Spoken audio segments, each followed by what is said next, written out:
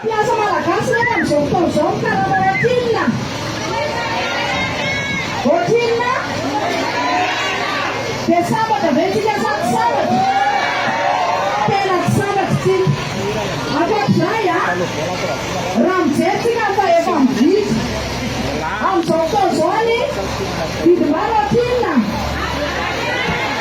Arivo ariary. Raha olona dimy tsika ao an-trano dia mihinana vary dimy kapoaka ao anatin'ny iray andro. 5,000 izany. Ampitombonana telopolo izay dia 5 alina sy 1 hetsy. Raha 9 alina sy 2 hetsy ny karamantsika, 5 alina sy 1 hetsy ny vidim-bary fotsiny oatrina sisa ny volantsika. Oatrina nefa mifatrano. Dia ampy antsika ve ilay karama sy aty ampy. Noho izany miaina ao anatin'ny karama mahavelona ve tsika sa tsy miaina? Mihinana any ambanivohitra ve tsika sa tsy mihinana? Tsy mihinana any ambanivohitra mihitsy tsika satria mamy fotsiny indraindray. Izany no mahatonga tsika midadadada hoe izany mitarenatsika e. Satria tsika tsy avelan-teny tampenana vavitsika amin'izao fotoan'izao. Iza zany mitarenatsika? Any amin'izy tsika nitodika. Any amin'izy tsika nitodika. Manaiky anareo izany maheno zany izahay jereo izahay mpiasa madinika fa tena mijaly e. Tsy mihinana ambanivohitra intsony fa efa mamy fotsiny mihitsy. Jereo izahay mpiasa fa tena mijaly midadadada izahay mpiasa fa maheno ny fitarainanay. Makasitaka tompokolahy, makasitaka tompokovavy. Karama $10 isan'olona isan'andro mba hahatonga ny mpiasa heureux sy ny firenena mandroso. Io no lohahevitra nibahana nandritry ny hetsika nentin'ny randrana sindikaly nanamariana ny andro ny 1 Mey androany izay natokana ho an'ny mpiasa. Mbola tsy mahavaly ny filan'ny mpiasa eto Madagasikara mantsy ny zava-misy eto Madagasikara indrindra eo amin'ny resaka tambin-karama, hoy ny filohan'ny randrana sindikaly Barson Rakotomanga. Azo atao tsara hoy izy ny manome $10 ny mpiasa malagasy isan'andro mba hahatonga antsika ho filamatra sy hampandroso ny fireneny. Lohahevitra moa ngeza be le hoe fifanarahana ara-sosialy vaovao satria mbola tsy mahavaly ny filan'ny mpiasa ny resaka fahasalamana eto amin'ny tanàna, ny resaka ny fiaina ara-sosialy dia ilay izay fanzavatra ngeza be dia ny mikasika ny karama. Zany hoe rehefa natao ny fanadihadiana rehetra dia $10 isan'olona isan'andro zay no ilain'ny mpiasa malagasy raha ohatra ka mieritreritra ny hampandroso firenena. Amin'izay zany dia hoe reny mpiasa malagasy rehefa mahazo le $10 isan'olona isan'andro dia mandroso ny firenena.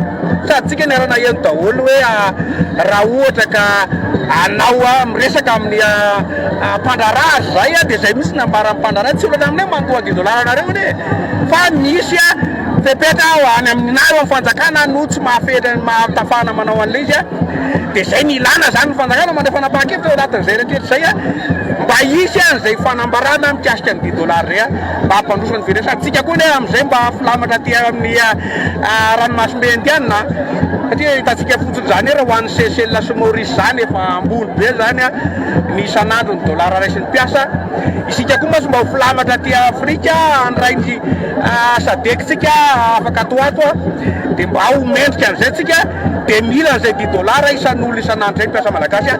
Tsy mifanaraka ny tany vidim-piainana intsony ny karama ho an'ny mpiasa malagasy amin'izao fotoana izao ka antony mahatonga ny fahasahiranana sy ny olana eo amin'ny mpiasa. Hoy kosa ny avy eo anivo ny sindika UGTM. Ankoatra ny fiakaran'ny vidim-piainana nefa dia mbola misedra olana ihany koa ireo mpiasa malagasy manoloana ny tsindry maro samihafa izay ataony mpampiasa azy ireo eo anivon'ny orinasa raha ny fanazavany. Mitondra ny fitakindry indrindra amin'ny resaka karama izay efa hita fa tena tsy tsahatra vidim-piainana mihitsy ny karama iainan'ireo mpiasa.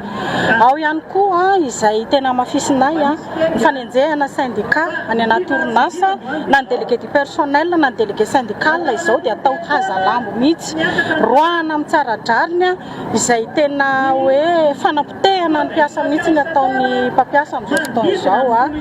Ao ihany koa tsy fanarahan-dalàna amin'ny fampiarana an'ity orambony ampanga izay tsy andoava karama asaina miasa ny mpiasa nefany tsy omena karama. Raha tsy teny fotsiny misy orinasa anankiray any ambadika any Ambohimanambolany fa dia tena hoe ampiasaina ireo mpiasa ireo mivoaka ny toeram-piasana saina manao pointage nefa rehefa avy eo averina miasa indray izay tena misy risque ho an'ny mpiasa ilay izy ao anatin'izay satria raha ataontsika fotsiny hoe sanatria misy accident de travail ao anatin'ny orinasa ireo mpiasa ireo iza zany no izaka an'izay raha sanatria ka misehatra amin'izay dia izay ny tena namafisanay hoe izahay IGTM dia tena mitaky ny fampiarana ny lalàna fa tsy ho atao tsy indry azo lena foana ny mpiasa satria hoe mahantra amin'ny tany mahantra ve tsika dia ho atao an'izay tsy indry azo lena izay ny mpiasa.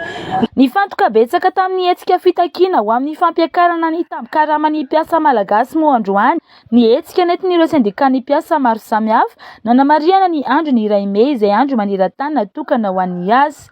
Nisy ny hetsika niraisan'ny sendika rehetra tetsy amin'ny tany Menabe Ankazomanga tamin'ny tapany maraina teo taorian'ny filaharana an-dalambe nataon'ny sendika tsirairay.